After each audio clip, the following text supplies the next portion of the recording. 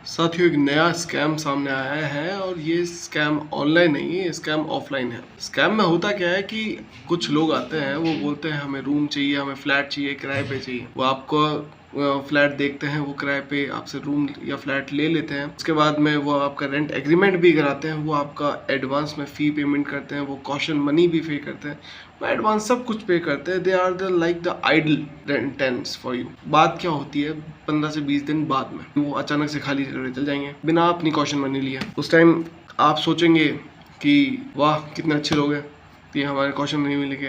लेकिन बात यहाँ पे आती है, कुछ दिनों बाद में आपको एक नोटिस आएगा जीएसटी का या किसी और लीगल नोटिस आएगा, जहाँ पे वो उस पर्टिकुलर एड्रेस का इस्तेमाल किया होगा जो आपका रूम या फ्लैट का है।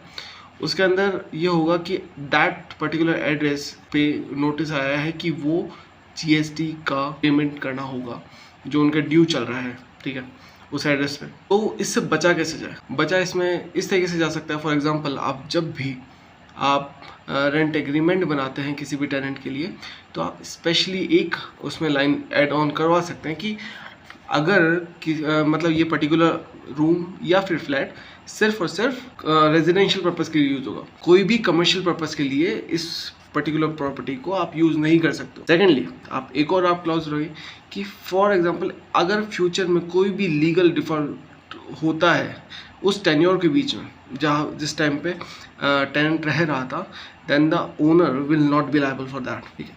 आप इस तरीके से आप फिर भी बच सकते हैं। बट लेटर ऑन अगर आप ये चीज़ नहीं करते हैं तो आपको ये प्रूव करने में बहुत दिक्कत आएगी कि ये टैक्स लायबिलिटी आपकी नहीं है। तो इस चीज़ को ध्यान रखिए, अपना अधिकार जानें और इस पेज को फॉलो करें।